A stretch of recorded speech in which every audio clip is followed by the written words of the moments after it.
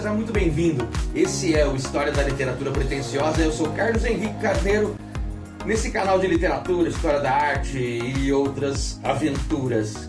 Hoje, com um livro português genuíno, século XIX, ele, Eça de Queiroz, José Maria da Eça de Queiroz, escritor português da segunda metade do século XIX, A Ilustre Casa de Ramírez. É uma obra da última fase da carreira do escritor, que tem lá a Relíquia também, o Mandarim, etc.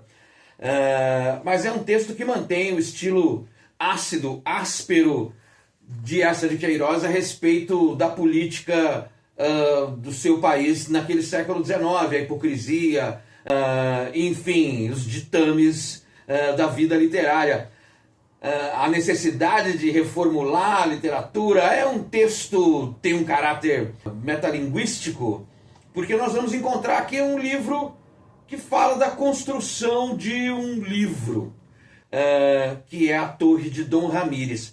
Vamos situar primeiro no espaço e no tempo esse romance realista. Funciona assim. Temos dois momentos dessa narrativa. No século XIII, com Tructecindo Mendes Ramírez, como você vê aqui, e do século XIX, Gonçalo Mendes Ramírez. Mora em Santa Irinéia, no distrito de Oliveira, e numa torre com Rosa, com Manuel Relho, com Bento, que são funcionários da casa, e ele está ali com o herdeiro dos Ramírez, que participaram da história de Portugal desde o século XIII em diante.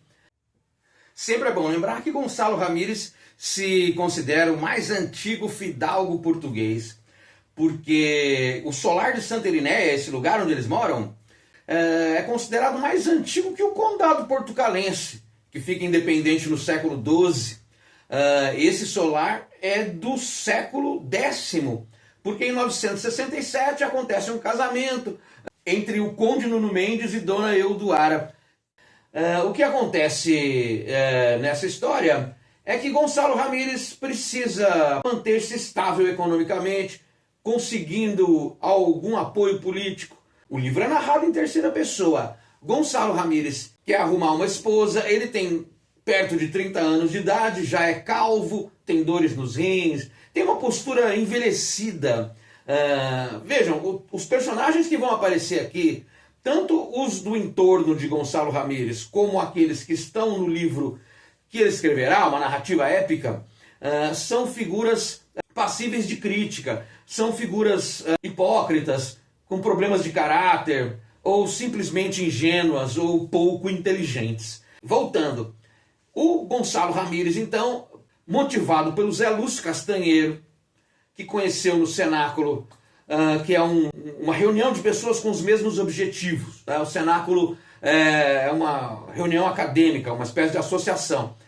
Conhecendo Zé Lúcio Castanheiro no cenáculo, nos mundos acadêmicos de Lisboa, ele descobre que o Zé Lúcio vai publicar uma revista, Os Anais de História e Literatura de Portugal, e fica motivado a contribuir para a publicação de Zé Lúcio Castanheiro. Gonçalo Ramírez já havia publicado um poema chamado Dona Guiomar, lá no semanário de Guimarães, chamado O Bardo.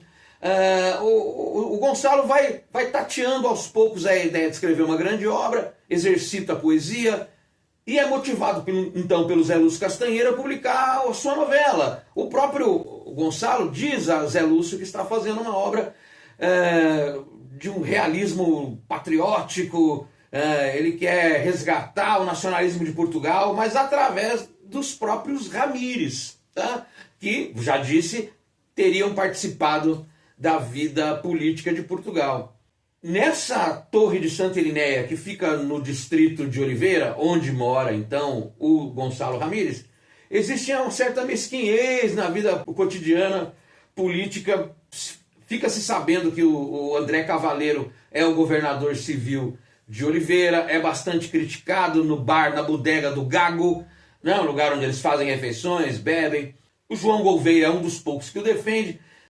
Em torno dessa vida de Gonçalo Ramírez, o leitor vai conhecendo através de descrições detalhadas físicas e subjetivas da vida de Gonçalo, o leitor vai conhecendo através de descrições o ambiente de Gonçalo, que é um ambiente empobrecido intelectualmente, com pouca profundidade política. As figuras que estão ali têm uma intelectualidade mediana para paupérrima, e isso reforça a ironia do estilo de Eça de Queiroz. Como assim?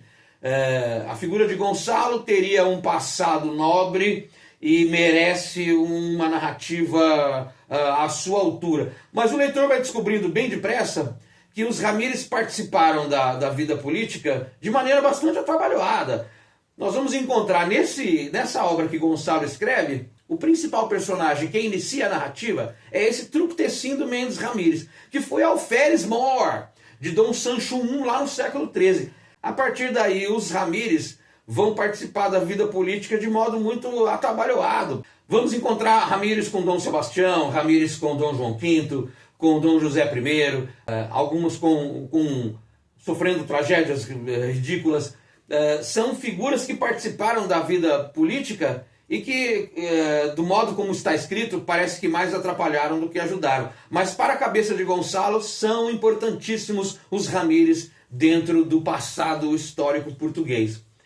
Quando ele começa a escrever, banhado do sol de junho, está começando o verão em Portugal, ele, motivado pelo que ele tinha escrito no Bardo, o poema Dona Guiomar, ele começa a escrever ali e de repente ele é atrapalhado pelo Manuel Relho, que é o caseiro que vive ali na torre, e ele vive a bebedeira, né, bate na mulher, grita pelos lugares e começa a arremessar pedras na varanda, nas janelas da torre, e isso contrasta com a postura de Gonçalo descrita no livro como uma espécie de lord inglês, mas ele é bastante pobre intelectualmente, né, bastante limitado. Esse Gonçalo tem boa vontade, quer participar da vida política, da vida literária, mas não tem muita profundidade não. Mas essa cena logo no começo da história, que é o Manuel Relho jogando pedras na varanda, fazendo com que Gonçalo derrubasse utensílios da sala, do lugar onde estava, isso contrasta com essa possibilidade de grandeza do momento em que se vivia Gonçalo, ou seja, preparado para escrever um pouco mais sobre a sua novela A Torre de Dom Ramírez. O leitor vai encontrar nesse título já, pelo começo já descobre que a Ilustre Casa de Ramírez é um nome bastante sarcástico, irônico, que tem o desenrolar desta maneira. Vamos às principais partes deste romance de Eça de Queiroz. Vamos a ela agora.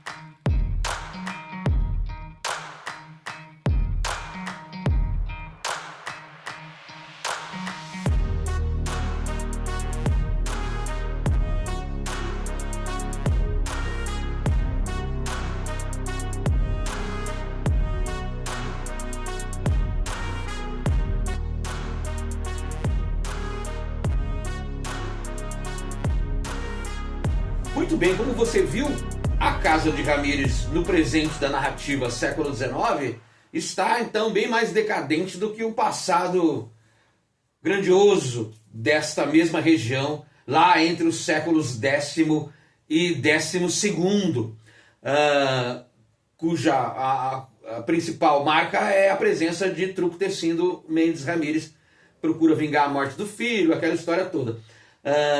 Esse espírito guerreiro, bruto, quase mítico da ilustre casa nos séculos X e XI, etc., contrastam com essa vida de Gonçalo decadente, entra para a política, sai, vai para a África. Essa movimentação de Gonçalo pela vida política, literária, indo para a África, é um espelho, é uma representação daquilo que os próprios portugueses fizeram desde a Idade Média, né? Passando por um lampejo de genialidade com os Lusíadas, e a partir daí, segundo o que se lê no livro, pouco mais do que Camões fez aconteceu. Então Gonçalo Ramírez percorre um caminho que pode ser comparado àquilo que Portugal fez desde a Idade Média até o século XIX. Gonçalo faz isso com muito menos brilho, diga-se de passagem, né? Sua irmã Gracinha acaba sendo seduzida pelo seu inimigo político, principalmente André Cavaleiro, etc, etc. Mas o que é importante você marcar e saber sobre a ilustre casa de Ramírez é, de novo, o caráter irônico do título e essa exposição quase didática da decadência política de Portugal, então, nesse século XIX. Você sabe que Eça de Queiroz, Antero de Quental, Oliveira Martins, etc., Cesário Verde, de alguma forma, participaram de uma reformulação na vida política e literária de Portugal, né? É o início do chamado realismo luso, né? Geração de 70, do Cenáculo, né? Histórias do Cassino Lisboenense, a publicação do livro Odes Modernas do Antero de Quental, que é de 1865. Enfim, Eça de Queiroz não é o escritor mais marcante da vida portuguesa desse realismo, né? O Antero de Quental, o Cesário Verde fizeram um trabalho mais coeso. Mas o Eça procura ser o mais popular, digamos, o mais objetivo. É uma espécie de Jorge Amado, se me permitem a comparação, dos portugueses. A obra em prosa do Eça de Queiroz começa no romantismo, com prosas bárbaras, depois ele evolui, vamos dizer assim, no sentido crítico do termo, evolui para um realismo e passa a criticar esse romantismo, principalmente Ilustre Casa de Ramírez. Ele critica o romantismo em Crime do Padre Amaro, o Primo Basílio, o Mandarim, enfim, mas aqui na Ilustre Casa de Ramírez é bem marcante, porque Gonçalo é um sonhador, é bobo, né, intelectualmente limitado, né, e Eça de Queiroz faz isso de modo muito claro, né, fazendo esses contrastes, descrevendo as figuras de modo bastante fanfarrão, né, burlesco, né? São personagens assim que se aproximam do riso, né, como se estivessem numa comédia, e quase uma herança de Gil Vicente. Esse é o lado mais razoável da vida literária de Eça de Queiroz, é poder se comparar a Gil Vicente, que também faz esse tipo de trabalho de exposição crítica da sociedade portuguesa. De novo, narração em terceira pessoa, personagens tipo, né, predominam, apesar do leitor ficar sabendo dos pensamentos, das angústias, das angústias dos personagens, essa narrativa onisciente, né? Mas os personagens são bastante limitados, né? Não tem muita profundeza. O mais marcante aí deve ser Tructecindo Ramírez mesmo, nesse sentido de personagem problema, né? O realismo de Eça de Queiroz está na linguagem culta, no descritivismo. A narrativa lenta é uma característica do Eça, e mais do que nunca essa necessidade de mostrar como a hipocrisia toma conta do pensamento político de muita gente que da boca para fora prega um Portugal melhor, prega um Portugal mais grandioso como no passado, mas não conseguem fazê-lo, não conseguem engrandecer o próprio país. É isso, espero que tenha gostado. Deixe seu comentário, divulgue nosso canal. Muito obrigado, até mais.